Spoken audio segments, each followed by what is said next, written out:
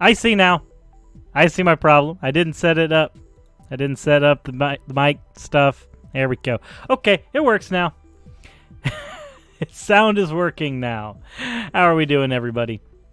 I know that it's Wednesday, not normally a day that we would do a live stream, but we are also doing mostly live streams this week due to the myriad of things that I'm having to take care of this week. Also, found out that apparently our therapist that we are going to be going through has the flu, so that got pushed off till tomorrow. Yay. My favorite. So, anywho, hopefully you all are having a wonderful time today. I know it's the middle of the week, it's hump day. Not everybody's favorite day, but it does mean that once today is fully over, you're almost to the weekend. You're getting there. You're much closer to the weekend than you were when you woke up this morning. That sucks. Don't get sick. Yeah, getting sick is bad. Before you continue, did you remember to turn off the parking brake? I don't use my parking brake half the time. I'm doing fine. Had some nice burgers from XVDVN2. I had some nice burgers yesterday as well. In fact, actually, yesterday, So I made some burgers. And we were sitting down or getting ready to watch a movie, like, as a group. And as we were getting ready to do that, I told Emmett, hey, can you do me a favor? Can you just try some of the burger without anything on it yet? Just, like, take a little bit of the burger and try it. And the reaction that I got there was just insane. It was great. So, that said, also I'm thinking that I might change my camera setup at sometime soon, because half of my problem is that I have to look away from the chat to look at the camera. And I know that's not super ideal for some people. Some people prefer, like, me looking at the camera all the time, so I'll figure out something for that. Woo! Justin, do you and your partners ever just snuggle and watch action movies? That was yesterday. That literally was yesterday. But, oh, apology, just got something on Patreon. Neat. So, let's see.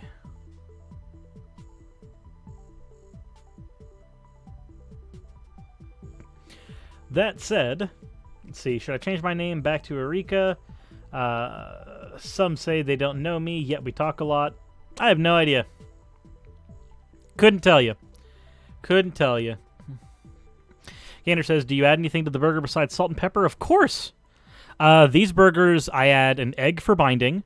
There was salt and pepper, obviously. There was a little bit of Creole. I added some minced garlic to the burger meat itself. Worcestershire sauce, stone ground mustard, and a little bit of Dale's steak seasoning. Mixed that all up along with herbs like oregano and some Italian seasoning, and got that all mixed up and pan-seared for long enough to where there was a char of caramelized sauces on the outside of the burger itself. And that ended up being the burger. So, yeah, no, I do a lot more than just salt and pepper in those things. Because you can make a burger taste however you want. That sounds like a meatloaf burger. Yum. Basically, it's the same way that I do hamburger steak, and it is close to how I do meatloaf. Stop, you're making me hungry. I can't do that. Gander says, you missed your calling as a chef. I have spent a lot of time in the food service industry. I don't want to go back. I really don't. I really do not want to go back to that. Because I've been there. Actually, no, if you're in the chat and you work in the food service industry, because I'll know your pain, give me an H if you work in food service. Give me an H. And give me a G if you work in something other than food service. But I'm fairly certain there'll be some food service employees in this chat. I see we got one H, Matthew Miner, His Boardness Lord Bleck. There's an H there as well. H from Oreo Wisteria. But now we have some G's coming in. But Justin in with the H. Okay, Ramsey. Look, I'm not saying you need to use the lamb sauce. H, and I have escaped to accounting work. GG, never been there. Food exploration, that's the best. At least you're not in the kitchen. H from Mirandolina. Only lamb sauce can sustain me. Oh boy, how'd we do? Woo! That's fun. So I think after this stream, I'm going to have to do a bill-paying stream again, because I just got my power bill in. Oh, and it is significantly higher than what I'm used to. That's weird. Why did that get so high? Oh, well. I say, oh, well. I'm getting really tired of not being able to afford bills. But it's nobody's fault. It's mostly mine. I need to do more work in the YouTube sphere. Question, who is Ravi? Ravi, we are talking about a person named Ravi Zacharias, who is apparently a preacher. And I don't know a lot of information on him, but I do know that he is going to be an interesting subject to tackle.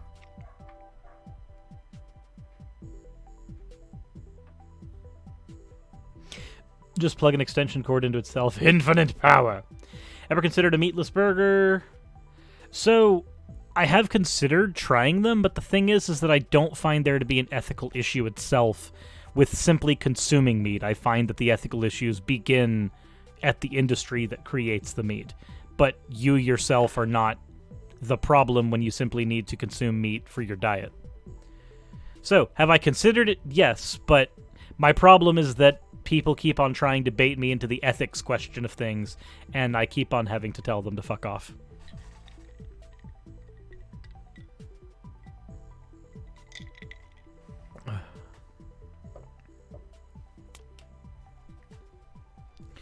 What is it with the jar you're drinking? What is it with that jar you're drinking out of? You've had it in a few streams. So, for context, and this actually ties in with the bills thing. So, we don't have a lot of money. We don't. Like, the house is very poor. I'm the only one that brings in a income that is even semi-reliable, and even then, like, just in bills, we have about 14, or now more than that when you consider we have the therapy as well. But there's more than $1,400 worth of expenses that come out of the house, and that's about $200 less than my monthly revenue total. So that's now not counting food, gas, etc. Like anything else that we would need to survive in the house. That's just the bills. So since we're poor, we can't really afford to get any new glassware. The last new glassware we got was some like some plastic cups that were like $1 for 4, and they, let's just say that we definitely got what we paid for with the plastic cups, because over time, over the last 6 months, they keep on shattering. Now, you'd think that's weird that a plastic cup would shatter, but these things seem really brittle. So what we've been doing instead is the jars of Alfredo sauce and any other, like, things that we use for cooking have just become our glassware. Like, this is what we are working towards. They're also more comfortable to drink out of than the other cups. So,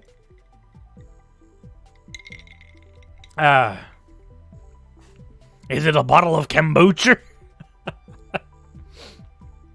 But, you know, because of that, instead of trying to buy new glassware that doesn't suck like the cheap ones that we had, this is working as a better alternative. Now, these aren't perfect, but they are cheap. Like, when you consider that it costs you like $1.25-ish for a good jar of Alfredo sauce for making any dishes, and then you can just keep the jar as glassware afterwards.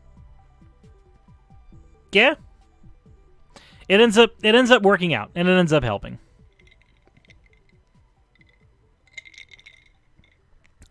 Michael Cunning says, speaking of liquids, when will the puddle return? You know what? I can actually ask him right now. Allow me one moment. Ugh. I might actually try that from Abby Fitz. I'll be honest, if you want, like, some solid glassware, mason jars function really well, and buying mason jars on their own can be like $20 for 6 or $15 for 6, depending on what you're, like, where you're getting them. But just getting them from the food that you were already buying is just a really cost-effective way of handling that. I'm not even gonna lie. So it's a combination of us enjoying the aesthetics of the jars, and then also the necessity of having to be as frugal as we can within reason.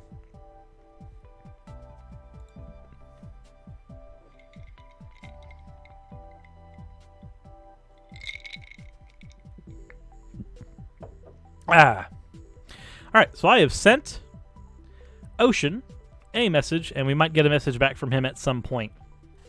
Till then, hopefully everybody is doing well and enjoying so far. YouTube's not receiving enough video to maintain smooth stream. Viewers are experiencing buffering. Why, though?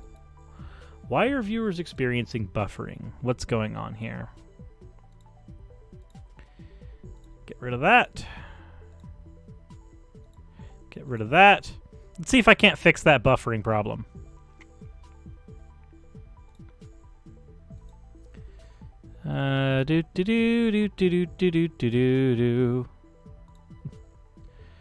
Let's see if we can't fix this.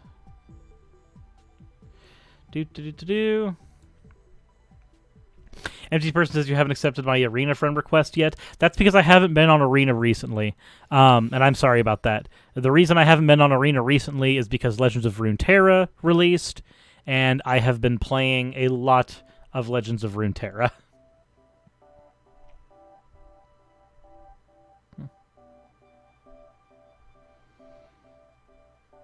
You know, MTG Arena's good. It's not great, but it's good. It certainly has its place. All right, and now we go ahead and exit League fully. Yeah, Legends of Runeterra is definitely interesting. It's not like the most complex card game, and it's only got the first set out.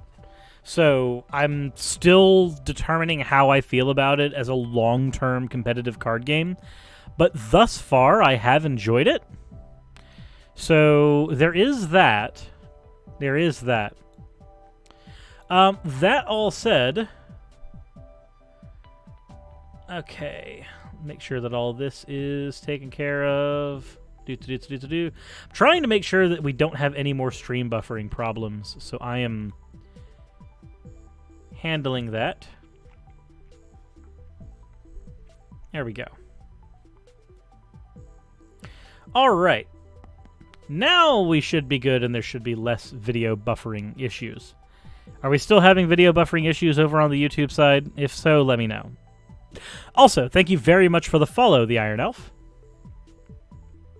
That one was over on Twitch, which BT Dubs, if you didn't know, I do have a Twitch. And even though my streams appear both on Twitch and on... Oh, wow, I'm sorry that I don't know how to get my eye. Ooh. Even though my streams appear both on Twitch and on YouTube, if you want to see the video gaming streams, where I'll play stuff like World of Warcraft, Legends of Runeterra, League of Legends, the Resident Evil series, which I need to pick back up because I've been working on going through the whole series and I got hiccuped on the second one. If you guys want to see that video gaming content, that is all over on Twitch. Wallow says, when is the next Cycles of Fascism? I do not know yet.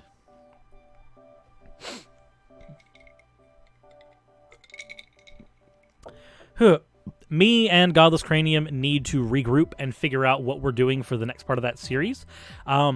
I've been bogged down, and there's actually a couple episodes that are sitting in production mode. One got edited, not edited, but one got animated with the help of, or not just the help of, primarily by Emmett, Gaelic Knox.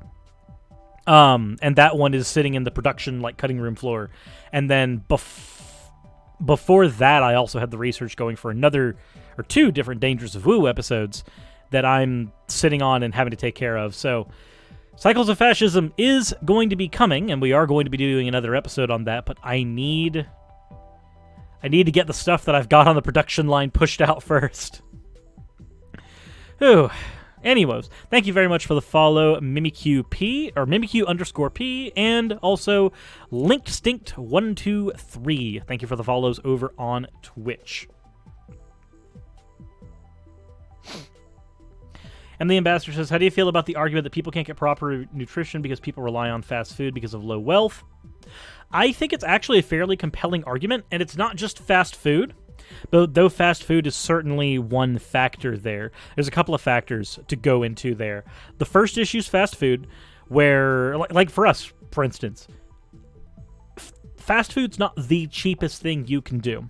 But when you are trying to feed multiple people, and you're trying to do it quickly, if you don't have enough time because you're working or elsewise, then yeah, fast food is going to end up being one of your primary go-to options because unlike most other restaurants, you don't have to spend tips and other things that increase the price of your fare there. The other side of that conversation is that most of your foods that are available to you when you are poor are going to be high in carbs. Your foods and snacks will both be high in carbs if you want something cost effective. Your food is going to subsist of ramen as a meal, or it's going to end up having a lot of potatoes as a filler, rice as a filler. These are things that you can get cheaply per pound, and they contribute to malnutrition, and they contribute to your... as an example, they contribute to your body going into a more obese state. I mean, it's what happens with me. Fast food also has a lot of carbs, which leads into that. But because those are your cost-effective things, and then, again, with snacks, your cost-effective snacks, with a few exceptions like bananas and carrots, most of your cost-effective snacks are also going to end up being potato or corn-based, which means more carbs, and carbs get broken down into sugar, and again, more unhealthy things there. So I do actually find that to be a somewhat compelling argument, because it is supported by literally walking into a grocery store and taking a look at what is the most heavily advertised, most easily accessed, and most efficient, both for consumption and storage, food. Like, I can buy $10 of ramen if I wanted to just simply survive, and I could keep that in the office for days, weeks, months, because it's a dry good.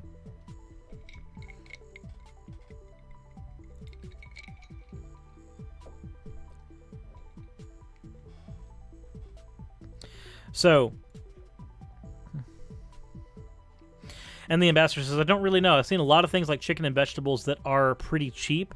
While they are pretty cheap, a lot of times your methods of preparing them will end up taking more time, and therefore not as much. Also, per pound, like for the amount of food that you can get, I can spend, let's see, if I wanted to give myself a bunch of meals, so I could spend $10 on if I spent $10 on ramen, that's meals for a couple weeks. If I spend $10 on chicken breast, as an example, that's a couple meals. Like that's a handful of meals.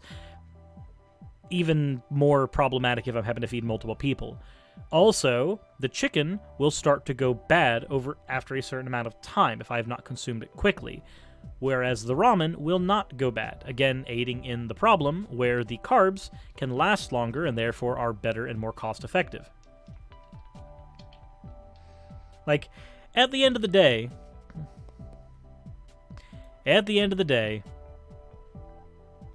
meats are important in your diet if you are able to consume meat, but carbs are always, for the time being, going to be the most cost-effective thing for you to get, and that ends up causing a huge issue. Also, high intake of carbs leads to more inflammation in the body, which leads to more complications down the road. So, again,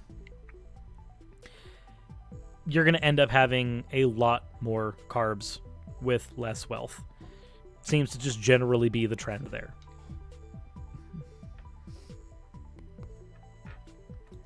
Also, the other thing is that carbs are quick energy. So when you're needing something fast to get you going, then carbs end up doing a very good job of getting you something fast to keep going. But the other half of that problem also, at least here in the States, is that carbs end up getting digested quickly. So if you are consuming a lot of carbs, it doesn't take very many hours for your body to work through that and have broken that down into its complex sugars, which means you start to get hungry more, which means you start to consume more calories throughout the day, and more of it gets stored as fat. Chaos Lord Tommy says, this sounds very American, or am I just insulated? No, this is very American. This is an American problem. We just don't have healthy diets here. We don't. Unhealthy diets are infinitely more affordable.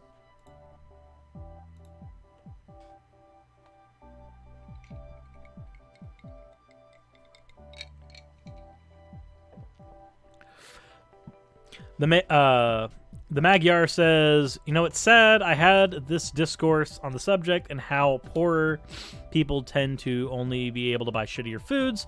Here's the unironic response from my experience. Okay, Kami. And unfortunately, you will get a lot of responses like that, which are not great.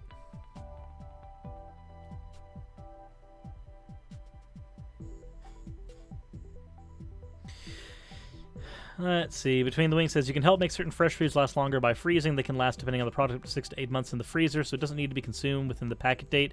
Correct. It doesn't need to be consumed within the packet date, but oftentimes food that you put into the freezer doesn't always end up preserving perfectly. For instance, we can get meat and throw it in the freezer, and then sometimes it will last for months. Other times, just sometimes seemingly randomly, it will just end up frostbiting, or another issue that we've ran into is that after the food gets thawed out, it has a smell to it, which means that there's a little bit of taint there, and that's not necessarily going to be very healthy for consumption, so we have to discard it. And we usually consume our meat within a week to a month of purchasing it. While I get that there are things you can do to preserve, unfortunately it does not change the mere fact that dry goods last longer. And most of your dried goods end up being carb-based.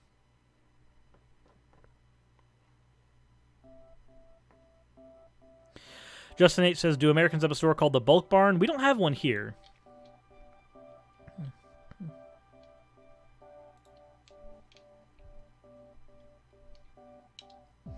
Now, we don't seem to have one here, at least that I know of. Though we do have bulk stores like Sam's Club and Costco.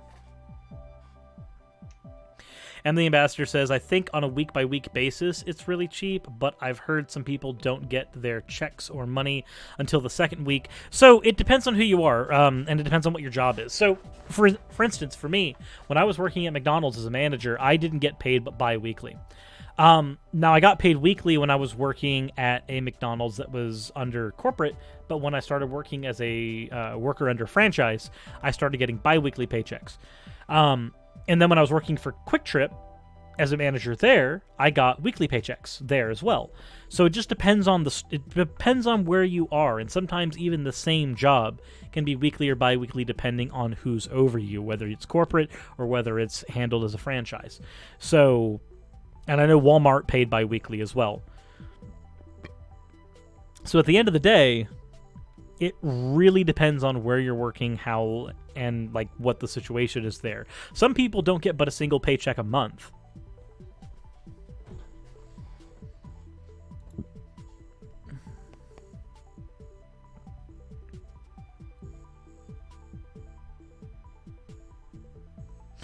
Amazing Wolf Skeptic says, would you consider yourself to be a market socialist, or are you a market abolitionist? So I don't think that the market is a bad thing in and of itself. I just think that it's available for exploitation. So as an example, you can have a market with competitive pricing for things that are luxury items or things that are considered like non-essential. So like TVs, I'm fine with markets for. I'm fine with markets for computing goods. I'm fine with markets for like fast food and stuff like that, because those are things that can compete. But when it comes to things like healthcare, I'm not a big fan of markets for those, because in theory, a market functions in the healthcare system by way of making sure that things are more cost effective for the end user. That's the thing that markets are supposed to be good for. But unfortunately, when we're talking about healthcare, markets aren't as good there because you don't have time to pick and shop around when you're in an emergency room. So they end up not functioning as well there. This basically boils down to what things should be private and what things should be social. I think that computers, TVs, luxury goods, and even certain aspects of food definitely be private. That's fine. But healthcare is something I think should be handled by the public sector. Fourth Dimensional Jake says, at least you don't have someone who cooks the funky smelling and expired food and serves it to you lying about it. I've seen that happen before. I've seen that. It's really awkward, because then you get the entire food dish that just starts tasting weird. Because sometimes there's a little bit of taint in the food, it'll cook out and you can't taste it. But most of the time, the smell is still there when it's done being cooked, and there's just this weird taste.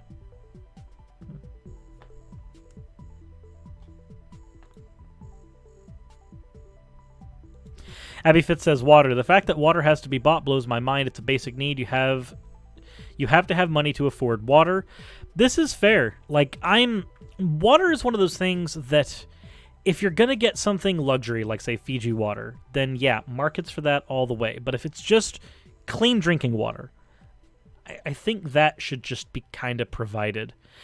Granted, I'm in a weird situation where that's concerned, because I live with a well, so I actually don't pay for my water, though I do pay for the power to pump the well itself.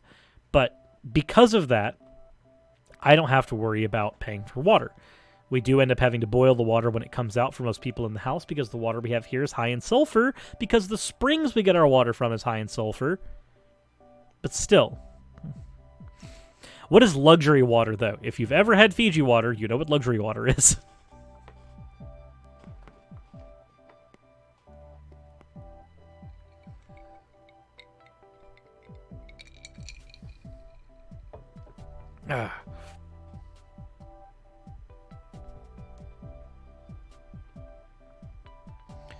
All right.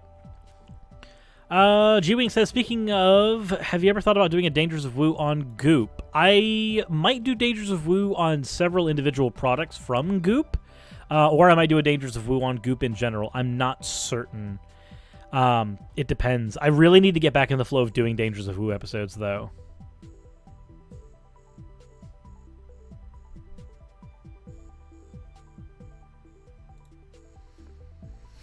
So it's just like, I consume exclusively Diet Coke, so water's low on my priorities. And the Ambassador says, I've heard that people argue that philanthropists would simply just provide water fountains for free. Philanthropists exist, and water fountains are not provided for free to all households already. So that argument doesn't hold. It doesn't hold water, specifically. The argument that philanthropists will do a thing is to argue that you understand the mind of every individual philanthropist. And you don't. Nobody does. Like, it's basically arguing the king will give us what we need. The king will provide for us. There's functionally no difference between arguing that the government will provide you a thing and a philanthropist will provide you a thing. The only difference is that a philanthropist has to do it out of charity and the government can be compelled to do it. Chaos Lord Tommy says, have you done one on chiropractic? I actually have done a Dangers of Woo on chiropractic.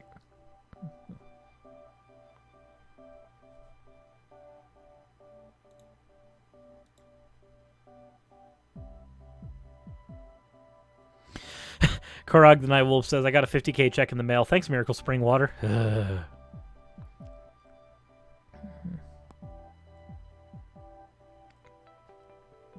There we go. Okay. Rook Regent says, why would I pay $5 for a stupid bottle than one for a perfectly fine one? It just depends. Like, here's the thing. Fiji water and stuff like that is not meant for somebody who just needs water right now. If you are wanting something that tastes better, because I'll be honest, Fiji water to me does taste better than regular water, then you will spend money on that. Granted, I don't spend money on Fiji water. Hell, most of the time we just have diet soda that I spend like 70 cents for a 2-liter for. So that's relatively cheap. Force Dimensional Jake says, have you done one on acupuncture? I have not done one on acupuncture, but I've also not done enough research on acupuncture to figure out my personal stance on it. From what I gather, it's bullshit, but I don't know. I haven't done enough research to honestly say that outside of just as a meme.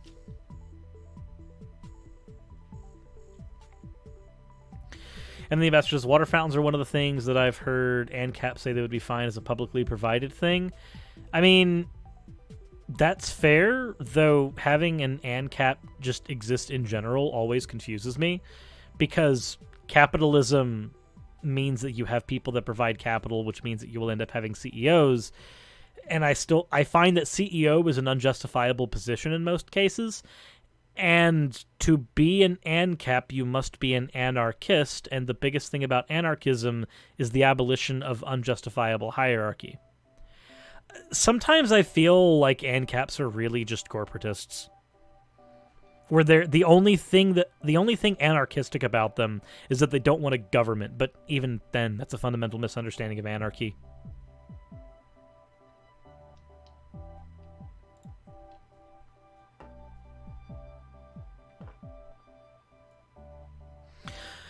Let's see. Honest question. Have you ever engaged in anarcho-capitalists? If you haven't, I don't recommend it. It's a nightmare to even talk to them. I've engaged a couple ANCAPs before, usually in comment sections and sometimes on Twitter. And I agree. It's not a very fun conversation, usually. There's a lot of... It seems to me, within anarcho-capitalism, there's a lot of cognitive dissonance. David Thompson says, wouldn't it be cheaper to buy great value gallon water than the electricity to boil off the sulfur? That I actually don't know. I don't know how much our stove runs for running it for an increased amount of time. So I don't know if buying great value gallon water is actually the most cost-effective method. Yeah, I don't have anything to add to that. I just do not know which one of those is the more cost-effective method, personally.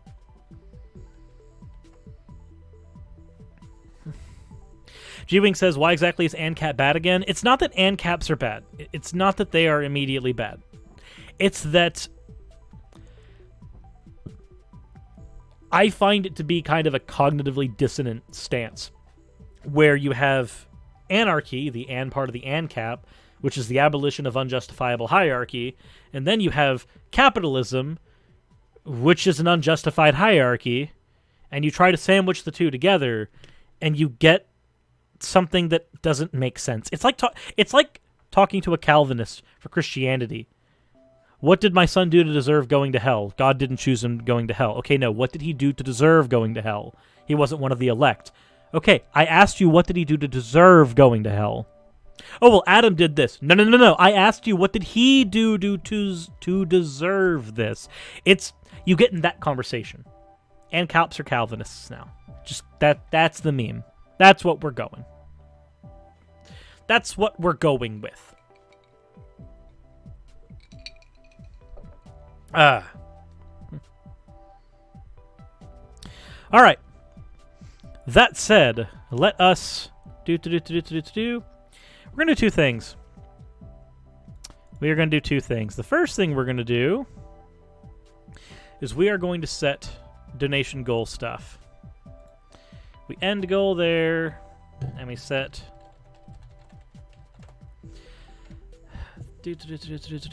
I know that it's normally about that, so we're going to go with...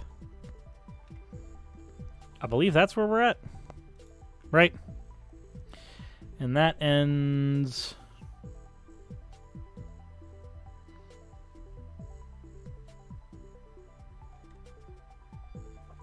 Okay.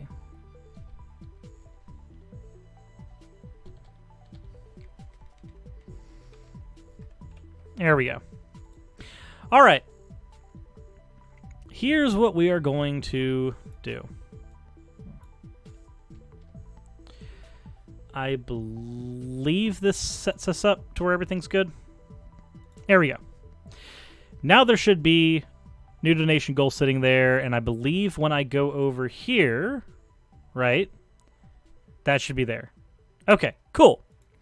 There we go. Now I have that set up. Don't feel compelled to donate or anything, but I did want to go ahead and get the this month's bills tracker set there. So that is set, that is done and ready. At least this time we're not dealing with a 400-something gas bill. That's at least a thing. Fourth Dimensional Jake says, that's funny. Calvinism in its most basic form is a necessary conclusion of the Christian God in its omni definition. Oh, I agree with you 100%. But the thing is that even though it's a necessary conclusion based on the triomni traits, you also end up having to come to the conclusion with the triomni traits that God is logically inconsistent. Both in the triomni traits and in whether or not he's a triune God.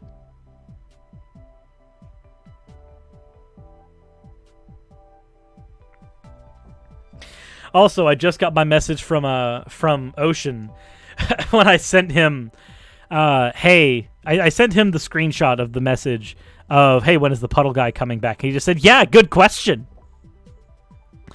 Oopsie Poopsie says, I will send you some of my Marine Corps money. Well, thank you very much for your Marine Corps money. I will gladly take it. Izonda says, you're going to do any videos on Steven Anderson. Has he done anything recently? Brainery says, the YouTube icon is covering the end amount. Okay, then let me... Hold on. That's not what I meant to do. Donation goal. Does that make it better? Is that better? I hope it's better. If not, once we get to the actual PragerU video, it'll be easier.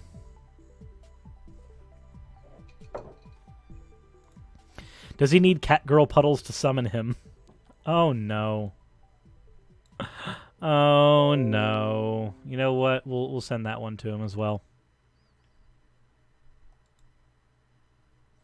We have to get the big oof.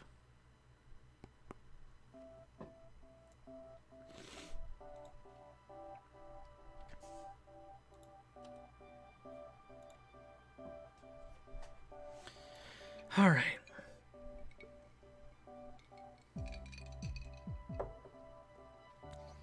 I recognize that case.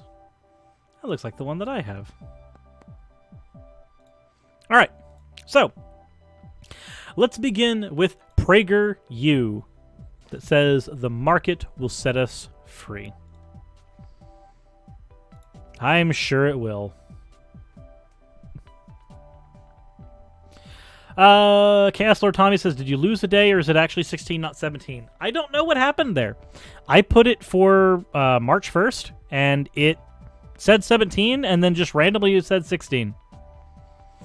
No idea.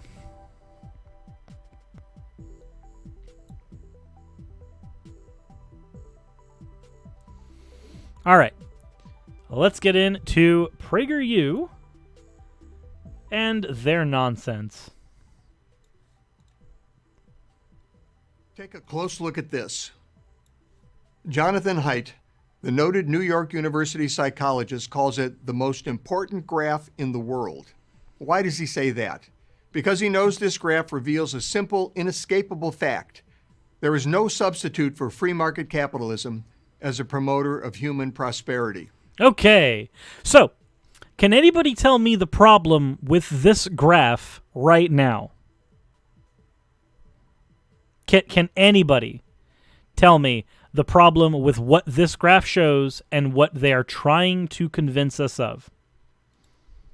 Anyone in the chat?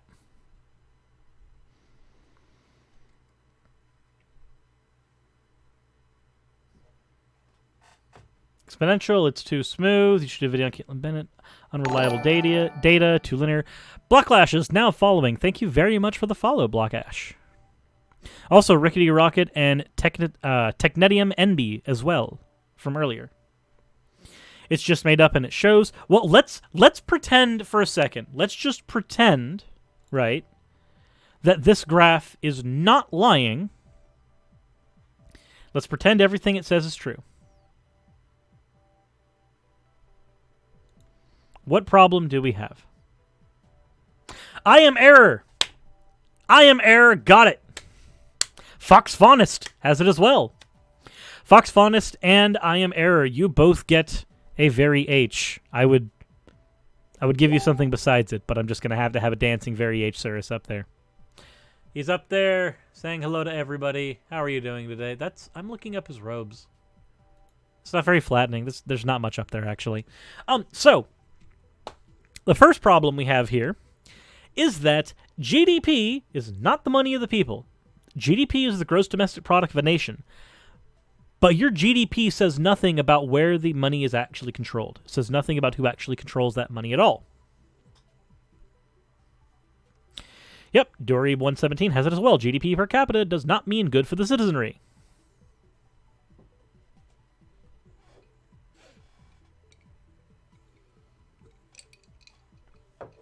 The other problem is that by simply showing the graph as it is, it's assuming that capitalism is responsible for everything, but let's just pretend that that's not an issue.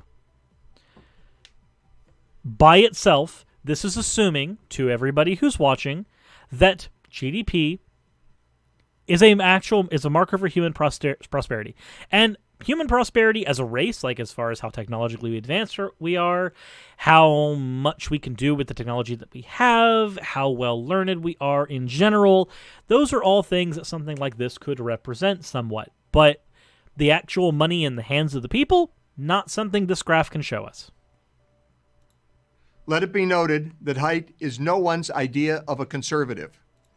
Hostile witness principle is what he's trying to appeal to right now, which is actually a good thing to appeal to. It makes an argument much more convincing. When you try to say that, hey, the person I'm talking about is actually a socialist, they don't have an onus in telling you a lie, or they don't have an onus in telling you a lie that favors them. They're going to tell you the truth even though it doesn't favor them. It's the hostile witness principle, and it's not a bad strategy.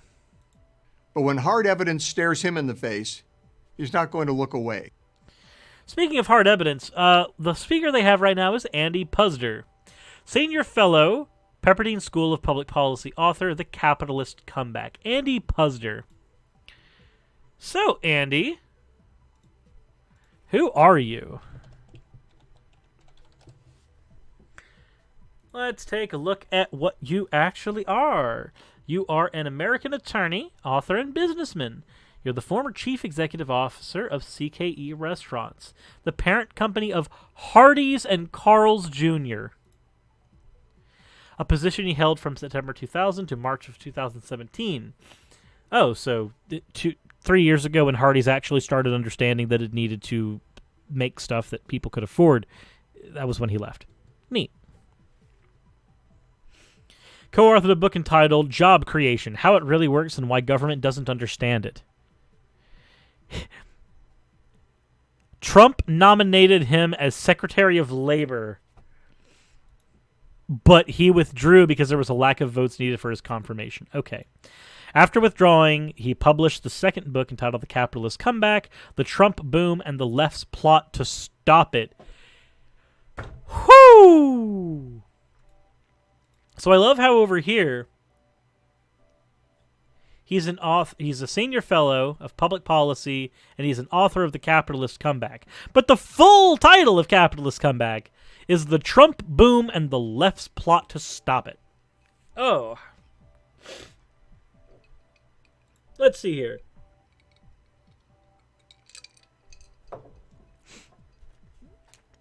So, let's see what he says about his politics. Let's take a look at these things real quick.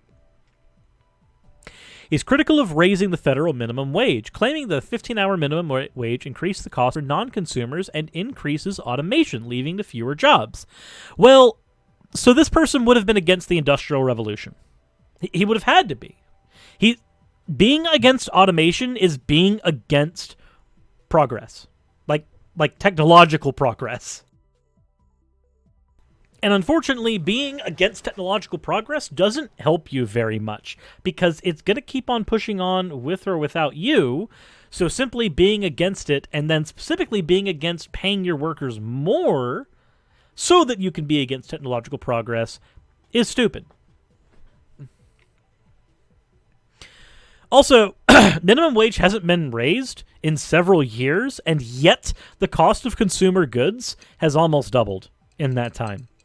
And this includes things like rent. It's not a consumer good, but just in general. So to be like, I'm not going to raise minimum wage because raising minimum wage would increase the cost of consumer goods. Consumer goods costs are already being raised anyway. Inflation does that on its own. Raising your minimum wage to keep up with inflation should be what you're trying to do. But to simply argue that your reasoning for not doing... It's like saying, I'm not going to cut off his toe. He'll bleed to death. Okay, that's fair. But, the toe has gangrene, and he's already dying. Functionally, nothing changes if you cut off his toe. Yes, the chance of him bleeding to death increases, but the toe's gangrenous. You need to get rid of it. Yeah, he might die. But he's already going to die anyway. So why not try to fix the problem? You're not aiding in the problem by trying to fix it. At least not in this case.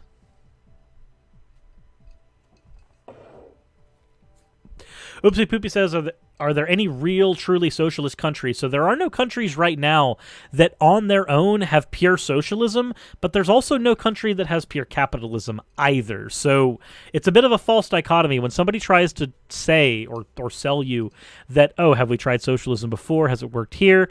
Well, much like how we haven't tried full capitalism with no restraints whatsoever, we have economies that are marginally more or less free. The same can be said about socialism. There are aspects of socialism that you can use in a country without going full socialist. Extremism doesn't help anybody.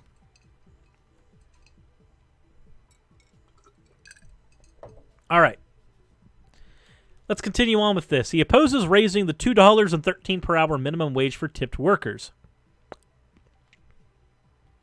I wonder why. It says there are solutions to this problem, but increasing the minimum wage is not the best solution. If we're going to increase the minimum wage at all, we've got to keep a lower minimum wage for entry-level workers, or those people who are just going to, or those people are just going to be shut out of the workforce. Wait. So if we raise the minimum wage, hold on. If we're going to raise the minimum wage, we must keep a lower minimum wage. So that if you're an entry-level worker, fuck you.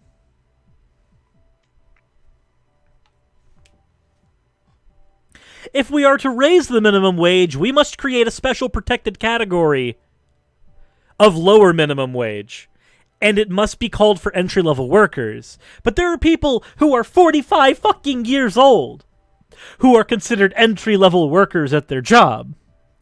So technically, by this definition, we could keep the lower echelon minimum wage for anyone forever. All you're doing by creating this dichotomy, it's the same. It's the same fucking thing that happens when you create the laws that say that you must have your employees be full time after they've been working for more than 32 hours. It's the same fucking thing. When you do something like that, the company, what they do, because I've lived this, both as a manager being told how to operate this and as an employee suffering under this, what they will do is instead of saying, oh, yeah, no, you worked 40 hours a week for 12 weeks, you're full-time now. No, what they'll do is on that last week, they'll cut you down and go, nope, you're going to stay part-time as long as we can. If there is an ability for a corporation to exploit you by keeping you in a lower bracket of pay, they're going to do it. Like, I'm sorry. Your job isn't your fucking friend. Like, to argue that to increase minimum wage, we have to create a new minimum wage that is lower than minimum wage is absolute butt-fuckery. All right. What else does he have here? The Congressional Budget Office came out with a report last year that said you could raise the minimum wage to $9 without much impact on jobs, and you could probably do that.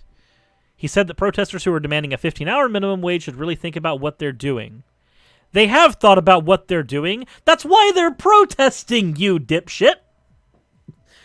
Like, I'm sorry. They want the $15 minimum wage. Now, I'm not saying that $15 is the solution. Before somebody tries to catch me in that, that's not what I'm saying. But what I'm saying is they have thought about the problem, and the problem is that they're not able to afford their living expenses. They're not able to afford anything besides simply existing. So they want more. They want to be able to do more than just fucking exist. And you, as a person who's been a CEO of a company for 17 years, doesn't get to tell them they aren't allowed that. I'm sorry, you don't. You don't get that.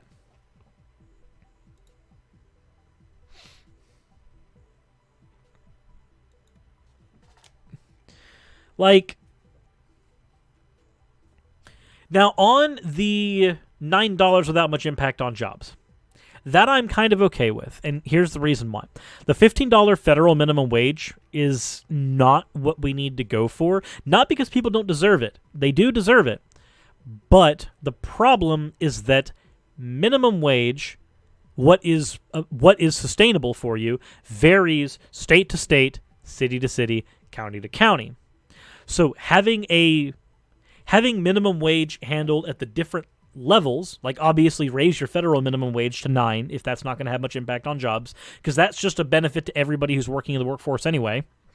But on top of that, you also have to raise your minimum wage for your individual states to meet their cost of living. As an example,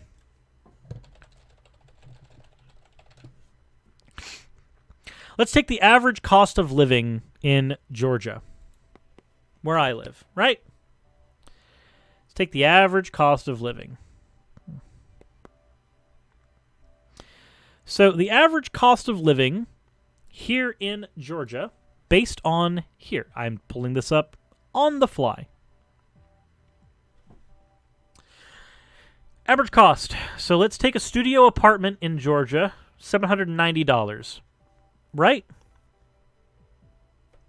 So we're going to open up a calculator, and we're going to start having these prices available. So we have $790 for a studio apartment. Now, if you have not gone apartment searching before, a studio apartment is not an apartment that has one bedroom, a bathroom, and then like a communal area. No, a studio apartment's one room. That's it. It's literally just a single room with a kitchen as part of that room. Also, .nerd with the $10 donation. Thank you very much. For $10, paid labor is just slavery with money. Yes, it is. Wage slavery is a thing.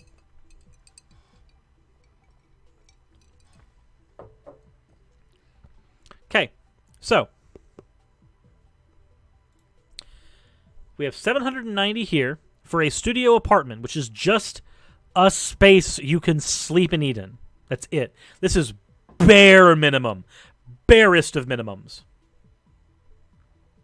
All right. So, let's see here. We have Grocery, about $95. Okay. So we add 95. We have health. This looks like health insurance, which you kind of need. I don't have it because I can't fucking afford it, but let's go ahead and do that. All right.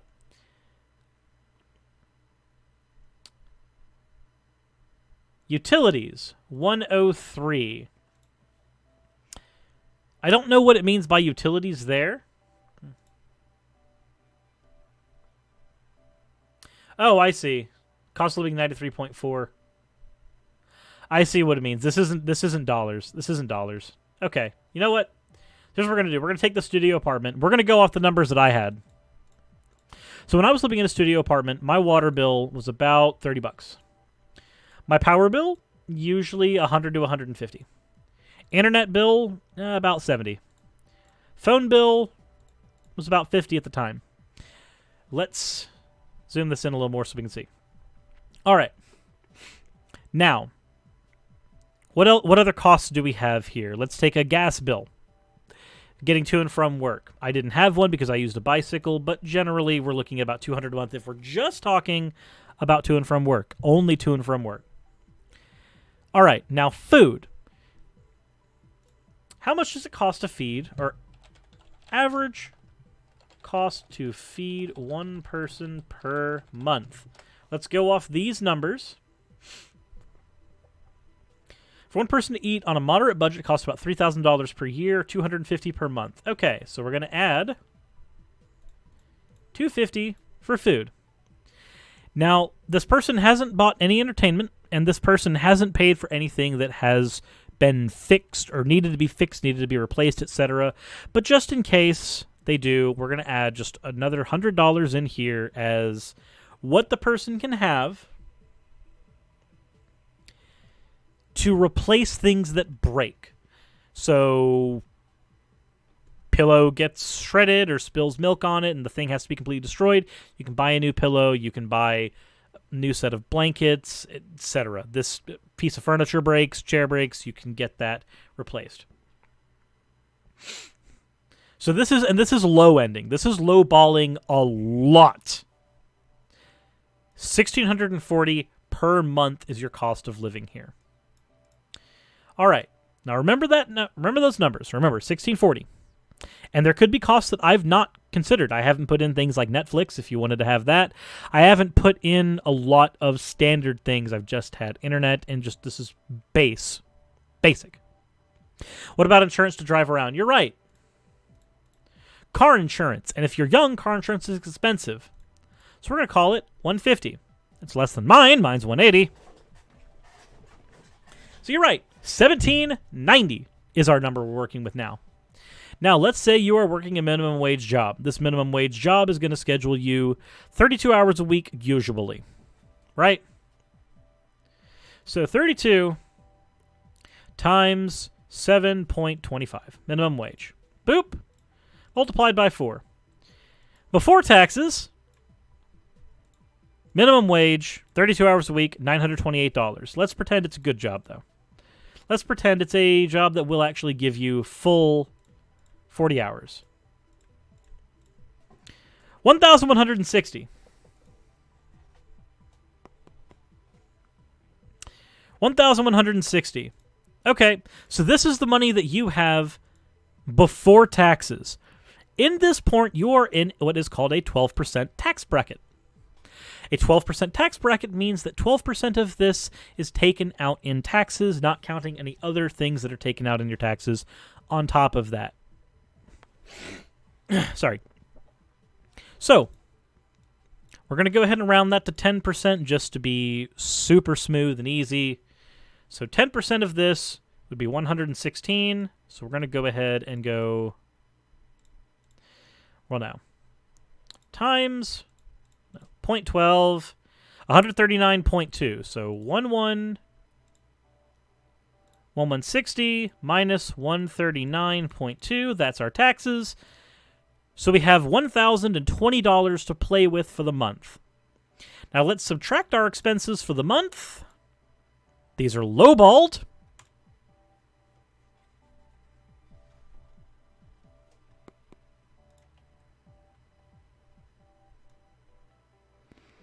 That's awkward.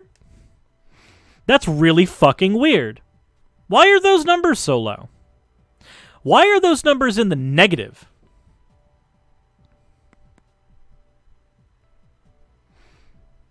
How are those numbers in the negative? This is a minimum wage job working full-time, 40 hours a week, with bare minimum basic expenses. Bare minimum basics.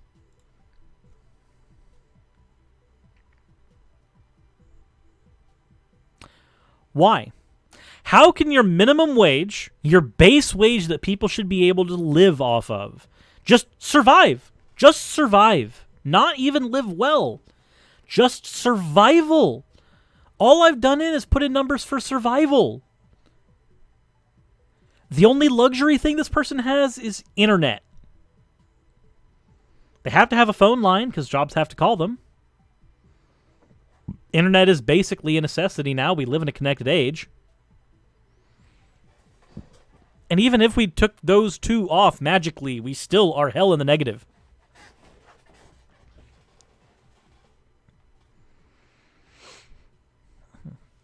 So, how do you manage this? Well, we did say there was a studio apartment.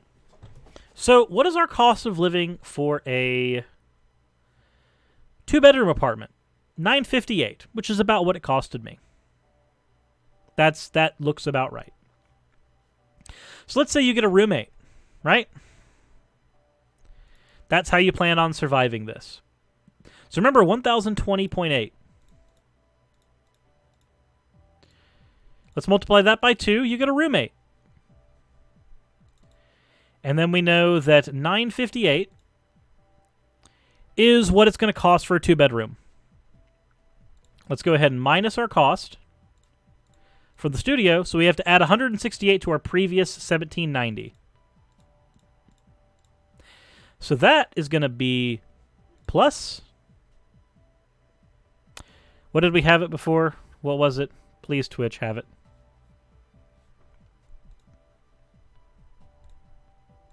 Was it 190, I believe? Right? 1980? So, and let's add another 50 for your internet, or not for your power, because 2 people are consuming power in this house. So you have to add another 50 for your power. So now with a roommate, which can lead to problems, like having a toxic roommate who consumes all your food. Oh, right, speaking of food, it was $250 for one person, so we need to add another $250 for food. Now 2 people can afford food. We've increased the amount of power that's coming in. $22.80. This is our monthly expenses with the 2-bedroom apartment, with the food taken care of. Everything's golden, right? $22.80. So these 2 people are working 2 full-time minimum wage jobs. That was 1020.8 times 2 minus 2280. Oh, wow.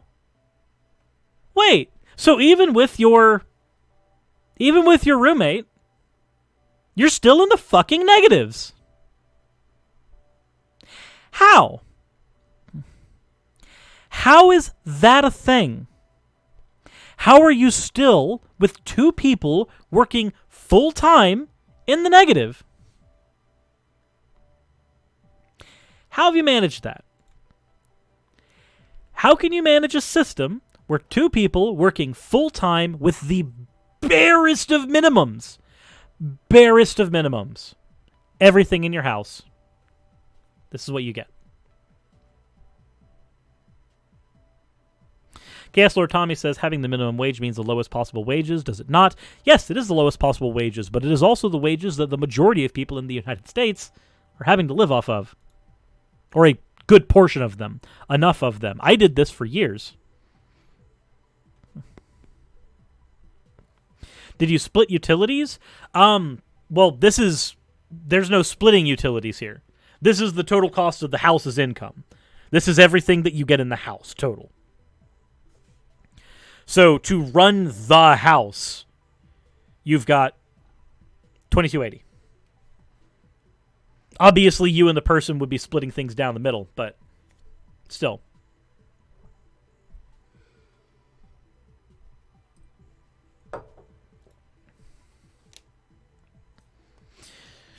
Imagine having a kid in that equation. Yeah, imagine that. Imagine the white supremacists that desperately want you to be able to repopulate the white race to fight the brown people. Imagine those people trying to figure out some way for this to make fucking sense.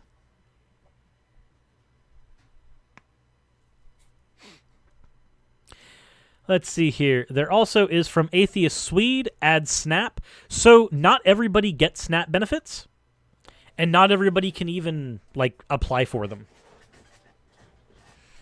Like, I had to do all of this without SNAP benefits for 10 years. So I'm not adding SNAP benefits into this equation because the idea is not to figure out how can somebody survive in this environment functionally, because there are ways to do it. Obviously, if I did it for 10 years, there was a way. It's not whether or not somebody can find a way to work in this environment. It's whether or not this environment is the one we should be cultivating. Whether or not this environment doesn't need either revolution or reform. That is what this conversation is about. Justin H says, what are SNAP benefits? SNAP benefits. SNAP. It's an acronym. It's a type of government assistance program here.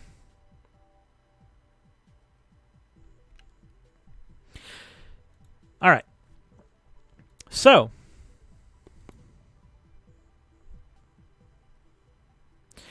Chaos Lord says, I mean, as in it's the minimum wage you can get paid. So it is the minimum wage you can get paid. A company cannot pay you less than that unless you are working a tipped wage job. And if you're working a tipped wage job, a company can pay you $2.13 instead of $7.15 or $7.25.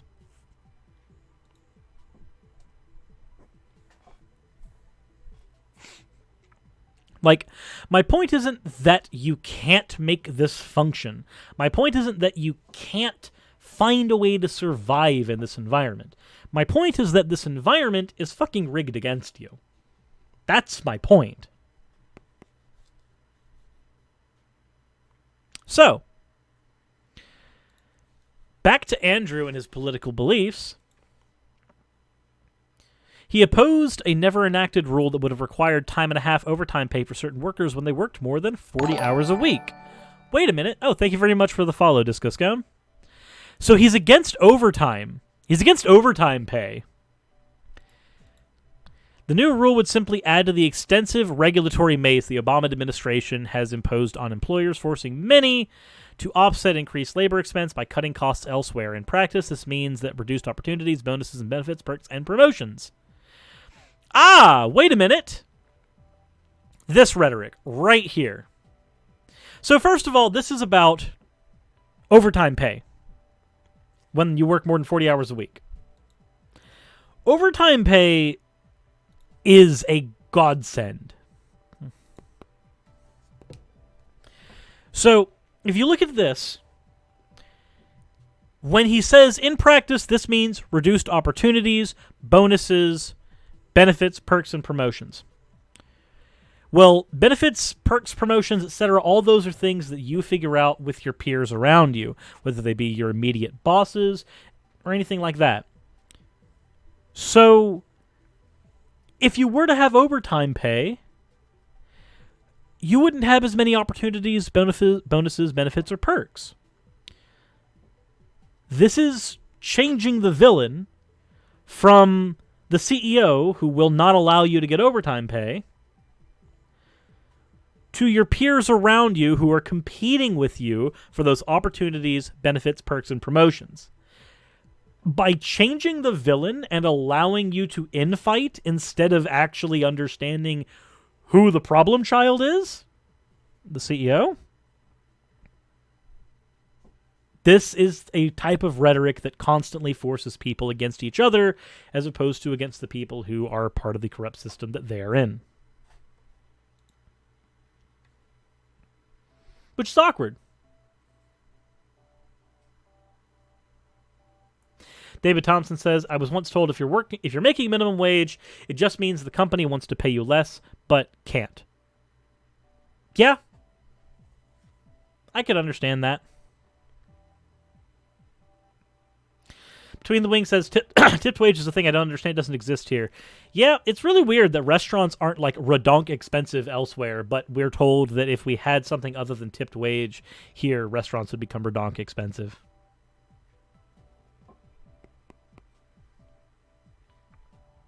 So,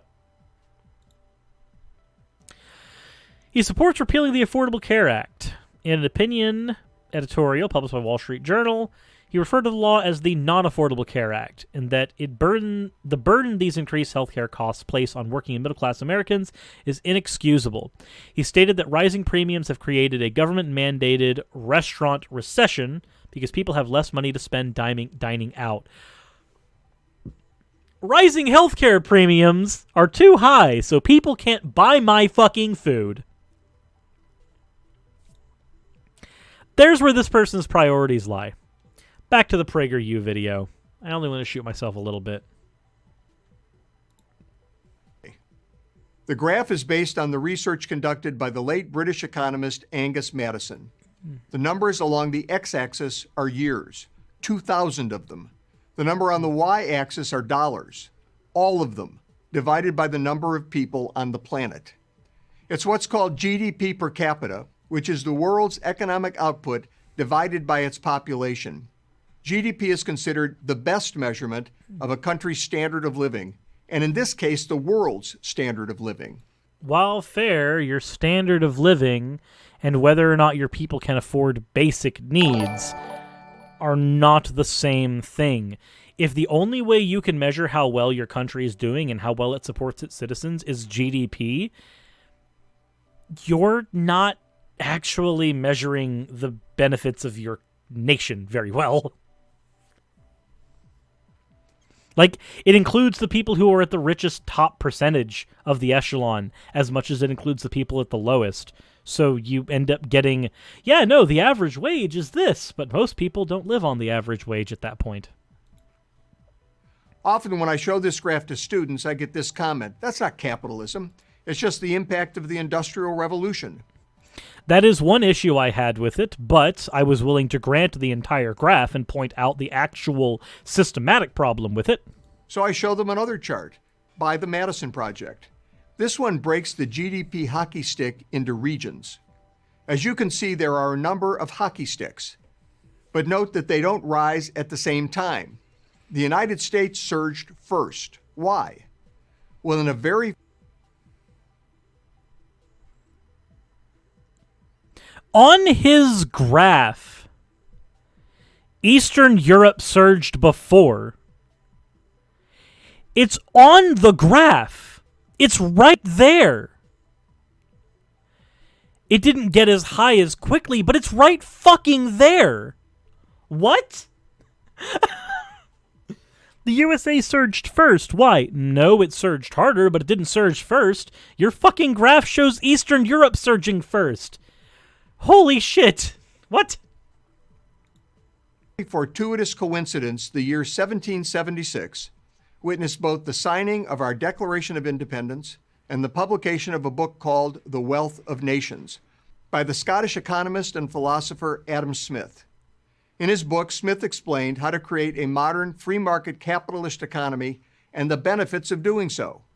America's wise founders took Smith's principles to heart, and within a mere 100 years, the blink of an eye historically, capitalism turned the United States from 13 backwoods colonies into the world's largest economy. But we are not a fully capitalistic society. Even so, Adam Smith is not the end-all be-all economist. He's not. And again, you're not even realizing the fact that there are negatives to having a fully capitalistic society, like the health of your people not being taken into consideration. And it's held that position ever since. Western Europe shot up as well, but later. It rose steadily during the Industrial Revolution. And okay, no, that is slight Oh, that's really weird. No, that's about the same time. That's about the same time. The surge is at the same time. It's just not as big of one. And then experienced a sharp rise after World War II when, between the end of the war and the mid-1960s, it fully embraced the free market. I don't think that's exactly how that happened, but okay. And even then, if I were to assume that that is correct, then that still leaves us with the problem that you're trying to measure the prosperity of individuals by GDP. Japan too shot up after World War II, surpassing Western Europe for the first time, after the U.S. helped the Japanese transition to a democracy and a free market capitalist economy.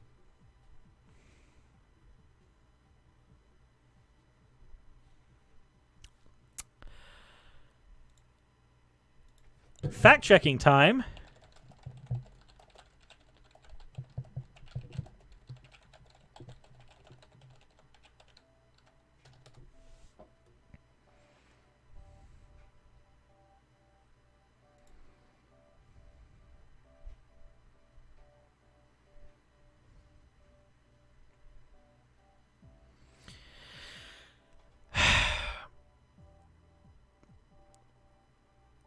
What?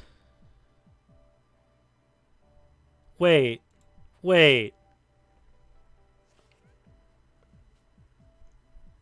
Let's see here. Where the real position is.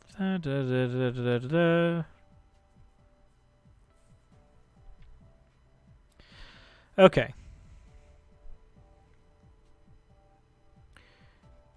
So the democracy portion is correct.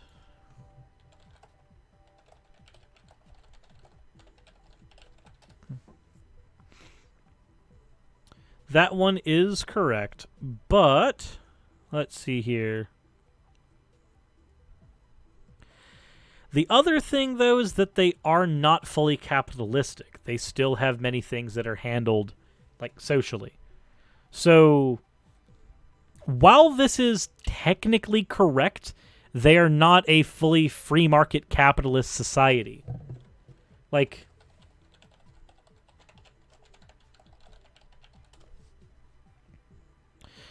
So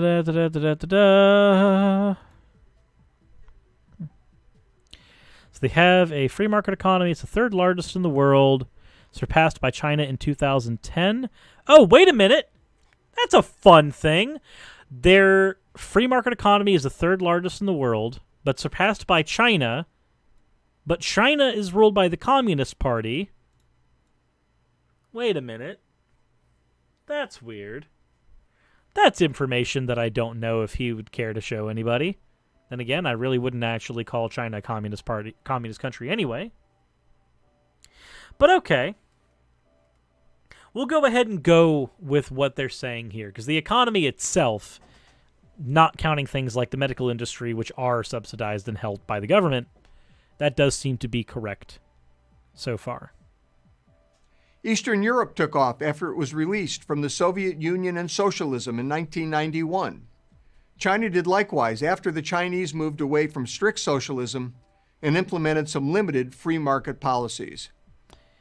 Yes, it is almost as if they have a mixed economy. What a weird concept. What a weird thing. One can only imagine where China would be now if its leaders had fully unleashed the forces of the free market. Yes, fully unleash the forces of the free market. Okay.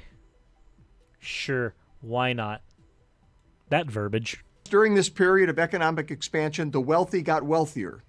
That always happens when new wealth is created. Mm-hmm. But the middle class and the poor also greatly benefited. Here's another telling chart. Yes, the poor did benefit. The poor right now, let's talk about a fact thing real quick. The poor right now have a much higher standard of living than the poor did 200 years ago, 300 years ago, 500 years ago. This is an indisputable fact. The thing is, though, is that gets used as a token. The poor are doing better now than they have before, so there isn't a problem. Well, no. If the poor are still not doing well comparatively, and I literally just ran the fucking numbers for this, they're not, then you can't argue that nothing needs to get done at that point. And that's the thing that happens all the time when somebody says this, oh, the poor are doing better than they did before. You're right. Let's say that I'm dying of syphilis. I am dying of... I'm trying to think of diseases that aren't STDs for a second here. I have malaria, I have syphilis, and I have a brain tumor. I'm dying of these three things. And we remove the tumor. It's gone completely. Everything's good. Perfect. 10 out of 10. My life's doing better. You're doing much better now. Yes. Can we please treat my syphilis? Can we please treat, like, the malaria? Can we deal with those, please? Nah, your brain tumor's taken care of. You're doing better than you were before. Yeah, you're right. I am. But I still have two fucking things that need to be taken care of. Just trying to say that the tumor's gone doesn't change the two other fucking problems.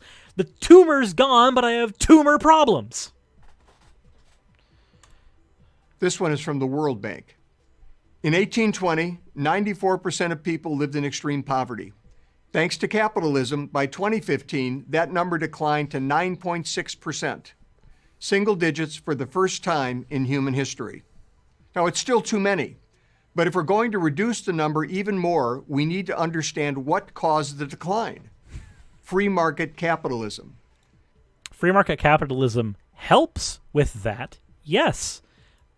But there are still things that capitalism should not have control of, like health care. And a free market does not do wonders for the housing market, as an example. If we combine the Angus Madison hockey stick chart and the World Bank data on extreme poverty, what we get is something quite amazing. Unprecedented global prosperity and an unprecedented decline in poverty across the globe over the past 200 years. That's capitalism in a nutshell. One more chart. Johann. And nobody is denying that capitalism is on its own a bad thing, period. It's when it's unregulated, unrestricted, and when it has the ability to deal with nothing but for profit as opposed to for benefit of the people that we have a problem. And as it so happens, that's the situation we live in here in the States, where capitalism has ran its course and it's done a wonderful job, but it's starting to hit a boiling point. Or it's been at a boiling point for a while, and it's starting to boil over, depending on where you are and how you view it.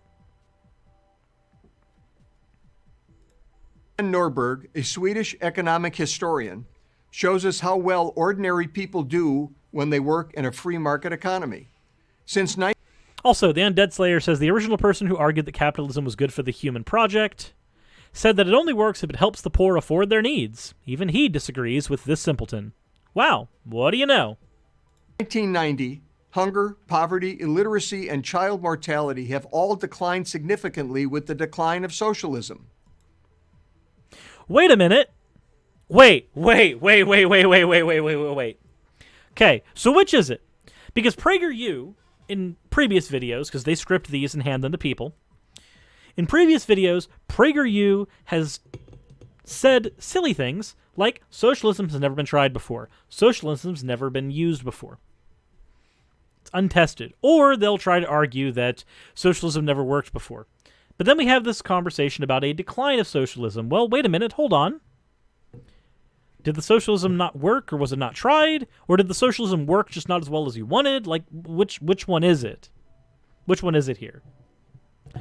Also, the thing is, capitalism can get a country to a better GDP, yes, but socialism can get it to where your people who are working at the bottom echelon of society have a more sustainable and better livelihood. So when you try to do something like this, where you say that capitalism is this God, Jesus, savior of everything, you're being an extremist. You're literally ignoring the nuances and things that socialistic policies can do to even fucking aid capitalism.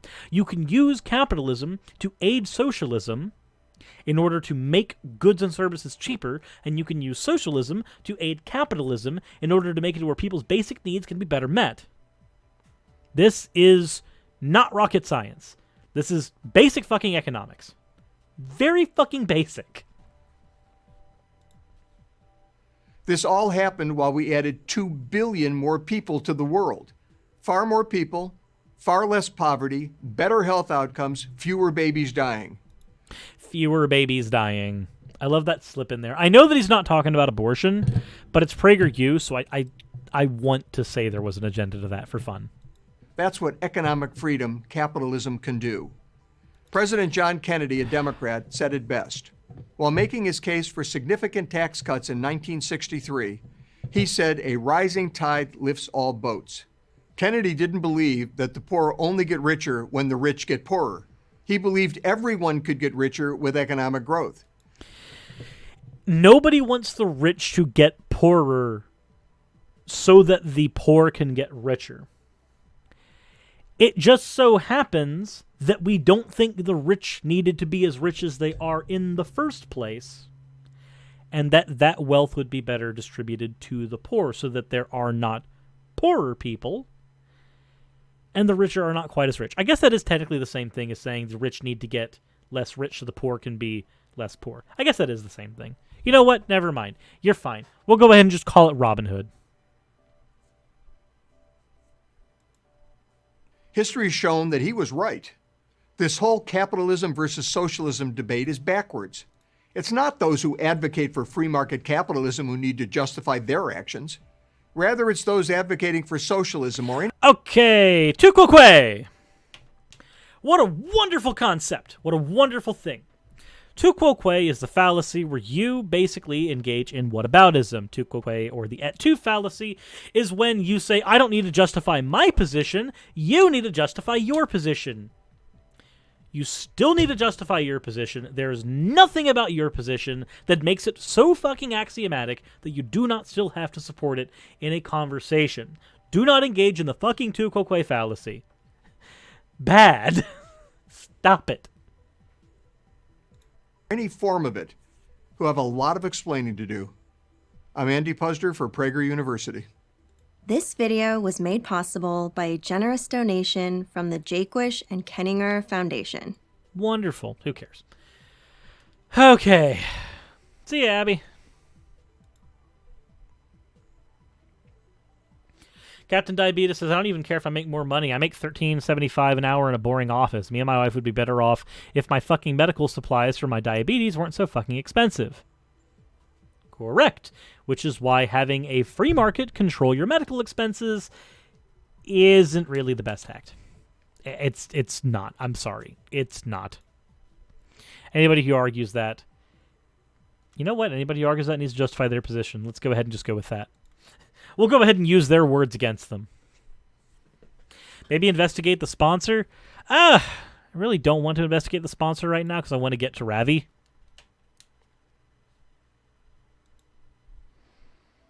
So, all right. That said,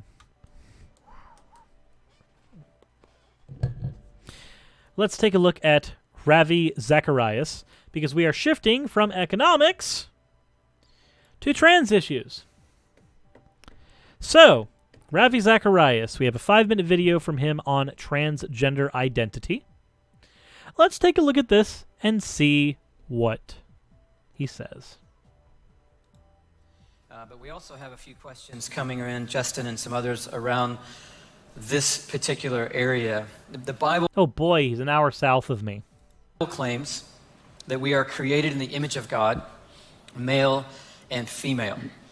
Can either of you speak to the evolving conversation regarding gender? You know, this is such an extremely difficult question. No, the fuck it's not. Continue.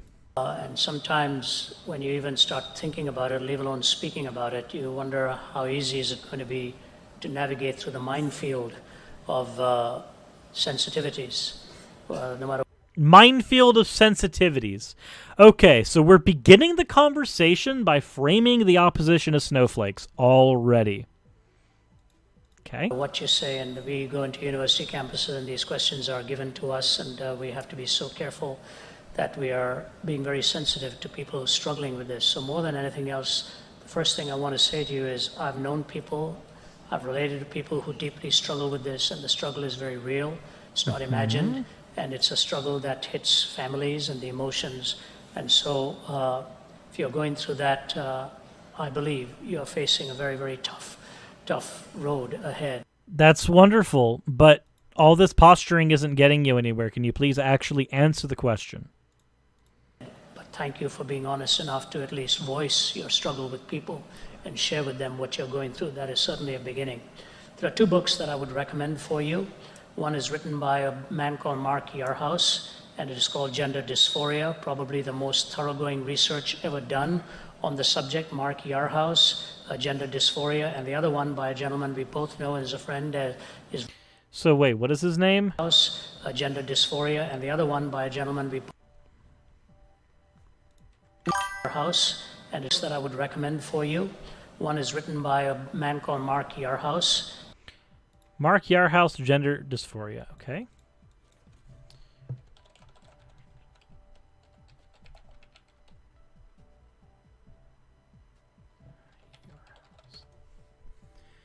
All right.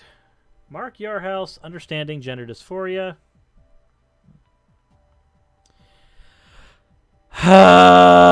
All right, we have a review of his book. He is a Christian psychologist. Okay? Let's see, into the fray jumps with his new book. Attempts to find a harmony in the midst of conflicting opinions by calling for an integrated framework that balances conservative evangelical biblical views with medical and psychological concepts of disability and celebration of diversity found amongst those who work for social justice. I think that sounds a lot to try to weave together. You'd be right. And though there have been several reviews, I've yet to see any written by a transgender Christian. Dr. Yarhouse says when describing his preferred method of therapy, narrative therapy focuses on the role of socially constructed scripts in a person's life. What is perhaps the most interesting about narrative approaches to therapy is that they are often used with marginalized groups whose story has been written by a dominant culture. On a larger level, entire groups of people who could have used their story about themselves completely overtaken by a more dominant group's story about them. Unfortunately, I believe this is exactly what his book has done. It creates a narrative about the causes, effects, and meanings behind gender dysphoria that is palatable to conservative Christians, all while ignoring the voices of transgender Christians themselves. Wow! That's not a glowing endorsement! That's not a glowing endorsement at all! What a weird concept. Let's see here. First chapter covers terminology. Second is a Christian perspective on gender dysphoria. Okay, so let's go ahead and go over a problem here. This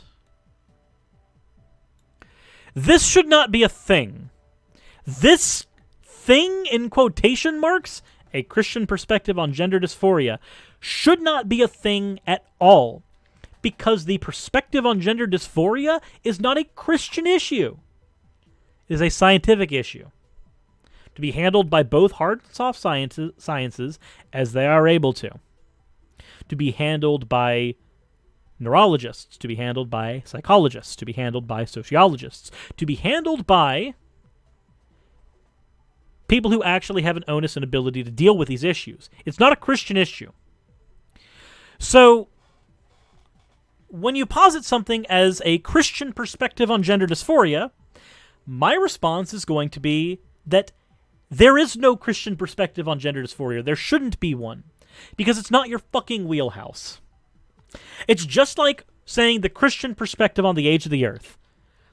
Nobody fucking cares about the Christian perspective on the age of the earth. And the reason is, the Bible doesn't comment on the age of the earth. for one. And for two, the age of the Earth is determined by geologists and, fucking reality. It is not something that is determined by Christians insofar as their Christianity is concerned. Now, a scientist who just happens to be Christian could be a geologist that determines the age of a particular part of the Earth. That is fine. But their Christianity didn't even come second to their role as a scientist. Their Christianity didn't factor into the conversation at all.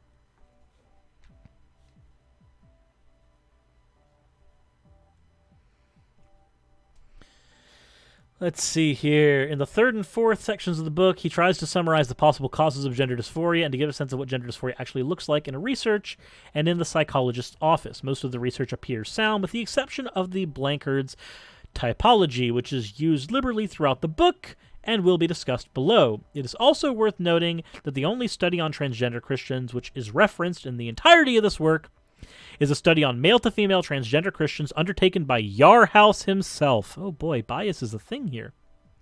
Section 5 talks about the prevention and treatment of gender dysphoria in psychological terms from childhood to adulthood. Yarhouse suggests several different ways of dealing with gender dysphoria in childhood, including the wait-and-see model, which allows children to work things out on their own, while also mentioning harsher models that reward children for presenting and acting according to the norms of their assigned gender, while keeping them away from anything associated with the opposite gender. He states that his end goal is to encourage those who experience gender identity conflict to resolve the conflicts in keeping with their birth sex if possible, and only to manage gender identity conflicts through the least invasive means, recognizing surgery as the most invasive step towards expression of one's internal sense of identity. Sections 6 and 7 attempt to formulate a Christian response to people with gender dysphoria, first as an individual and then at an institutional level. He comes to the conclusion that transgender identities are a form of mental illness and disability, and the outcome informs the creative initiatives of things like prevention and correction. Having said that, he found that it didn't so much take issue with the conclusion as with the research that led to the conclusion. My major critiques of this work are as follows. He uses skewed data, he uses the Blanchard typology, lacking in theological discourse. Despite designating the whole section as a theological understanding of gender and dysphoria, his book comes up decidedly short when coming to show that side of the work. Lack of support for least invasive means conclusion. The book, Dr. Yarhouse voices support for the least invasive means for managing gender dysphoria. He would not encourage the patient to move forward with hormone therapy, for instance, if the trans person could deal with their dysphoria through the wearing of different clothing instead. For Yarhouse, surgery is the very, very last resort, but consider that Yarhouse quotes a study by Richard Carroll that says, "It appears now that the majority of adults with gender dysphoria cannot or will not completely accept their given gender through psychological treatment." Oh, wait a minute! That's kind of weird. That in the fucking shit that he uses in his fucking book, it comes to a different conclusion than he does? Wow. What a strange coincidence. A conservative Christian ignoring scientific data, but trying to use it to support their point? It's almost like climate denial. What a weird thing. Lacking in transgender Christian voices. As I mentioned above, the only transgender Christian voices came from the patients, those he saw in practice, and only of MTF individuals. The lack of the voices is noticeable. At one point, in a story about a male-to-female patient named Ella who suffered from dysphoria, asks, is it too much to say that it is in this context of suffering that both meaning and identity are found? This shit right here. This is the shit that bothers me. Your meaning and identity should not have to be found in suffering. Captain Diabetes says, sub or I will steal your pancakes. If you're watching on Twitch, you should definitely sub, or Captain Diabetes will do you a steal of all your pancakes. Like, this is not sound. There are people that discover who they really are in suffering, but it should not be a necessity. People should be able to discover who they are through any means at all. Through suffering, though, when you try to push that, you are basically arguing that people should suffer, that they should have to suffer. and it's unnecessary.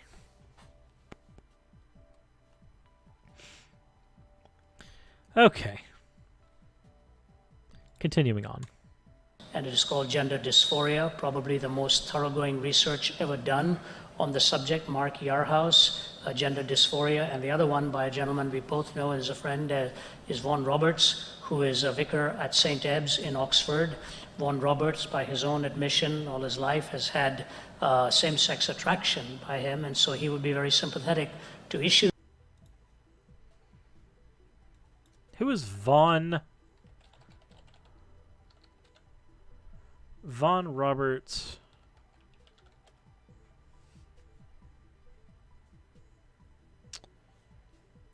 Issues like this of being exceptions rather than the rules. But he's written a very powerful book on transgender. It's a slim one. Fascinating to read those. And as I go through that, here's what emerged in one of the writings. Some time ago, Facebook decided to give...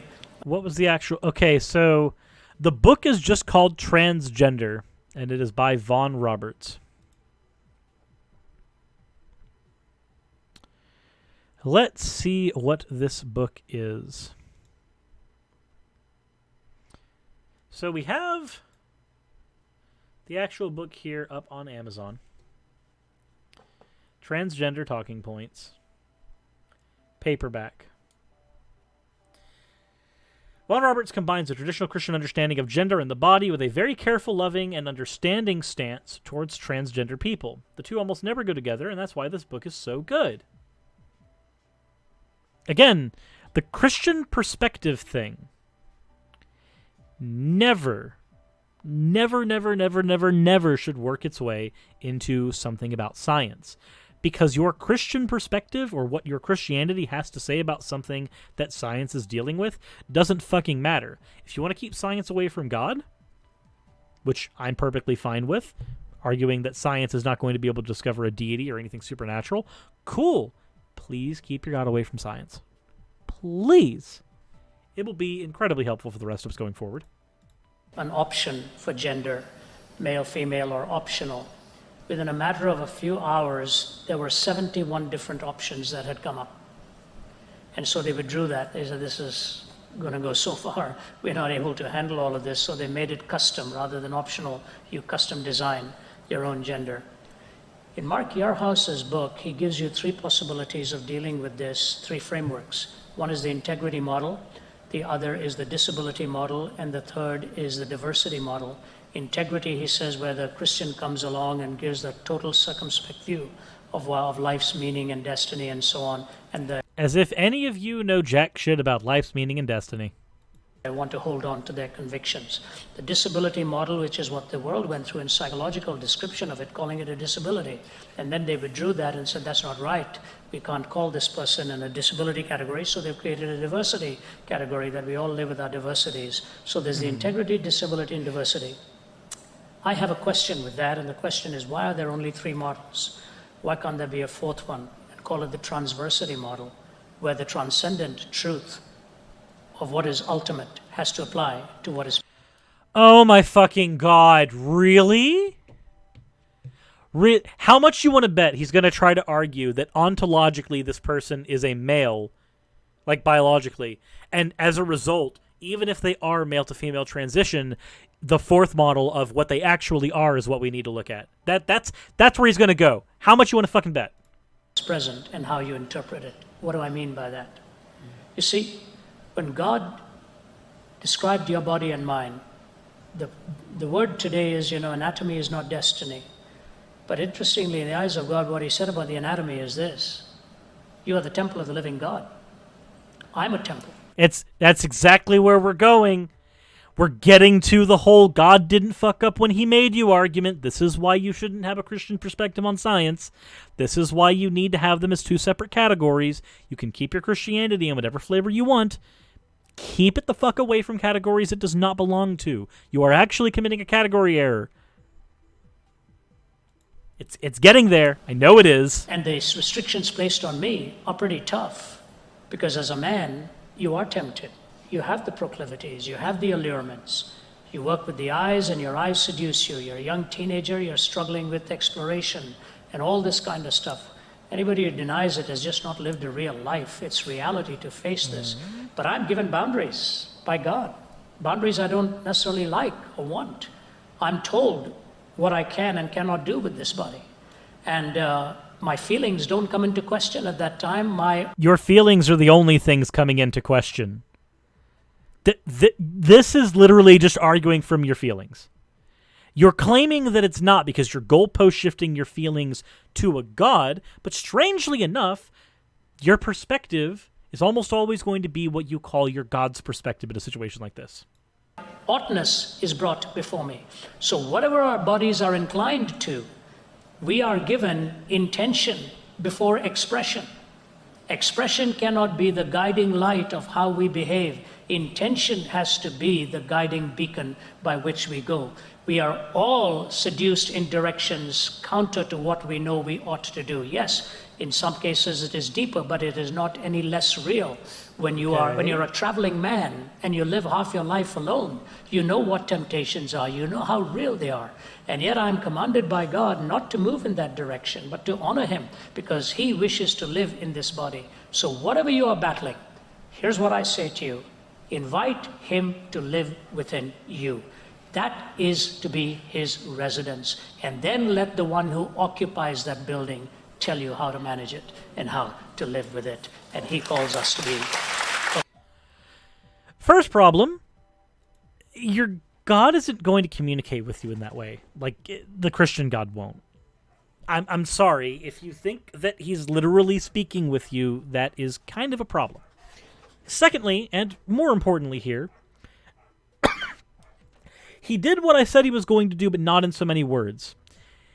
As opposed to viewing things through the diversity model, which is the one that he brought up as the third model, where we accept that trans people exist and we accept that they are different and that we need to invite those differences in. They're going to have different lived experiences. They're going to have different perspective, and we need to understand that perspective. As opposed to that realistic model, he wants to go with one where he says that God tells you what to do, and if you don't want God to tell you what to do, that sucks. Invite him in and have him tell you what to do anyway.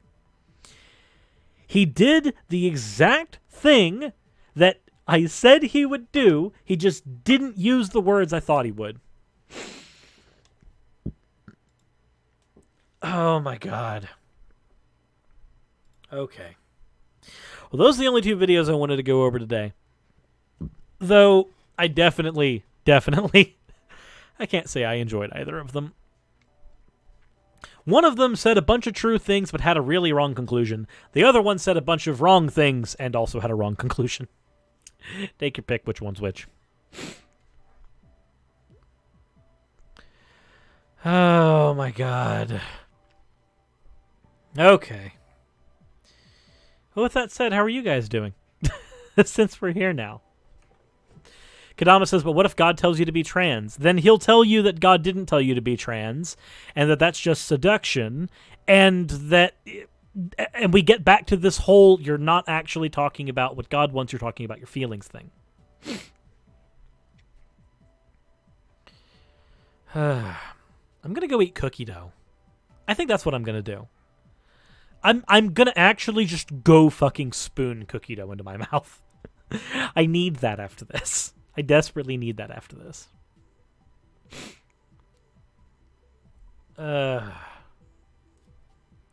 How's it going, Trickster?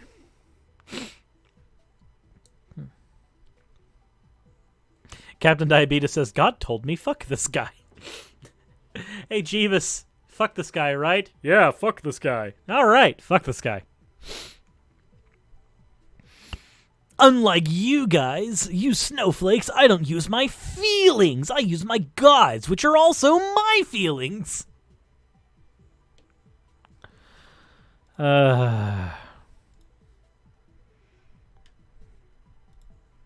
am confused. Why is this a thing that I went through?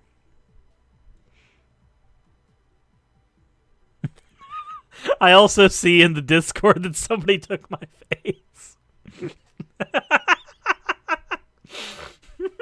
I just snorted. I'm sorry.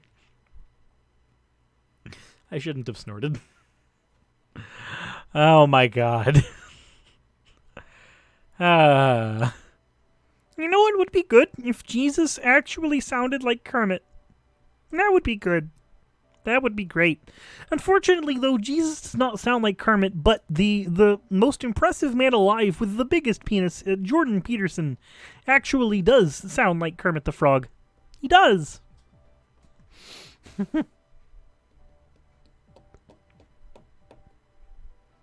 Green Yeshua. Hatchethead says, I talked to God and she said that the only way to achieve an Xbox gamer and she said the only way to heaven is to achieve an Xbox gamer score of 500,000.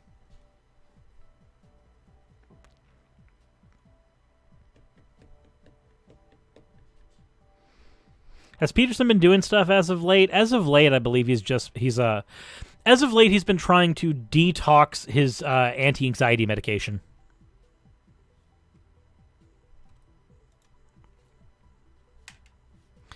Alrighty. That all said, if you guys enjoyed the video, please hit the like button, and I am going to be cutting this up and releasing the several parts on my channel. So if you do enjoy my content, then please check it out when it re-uploads as actual video content. Also, if you guys wanted to send in any last-minute donations, then I will be more than excited about that. Though I prefer them be over the Streamlabs thing, Streamlabs or PayPal, as opposed to being over YouTube Super Chat, because YouTube Super Chat likes to take its lovely time and take everything out of it. But, anywho, that's just me saying that. You don't have to donate if you don't want to. That's entirely up on you guys.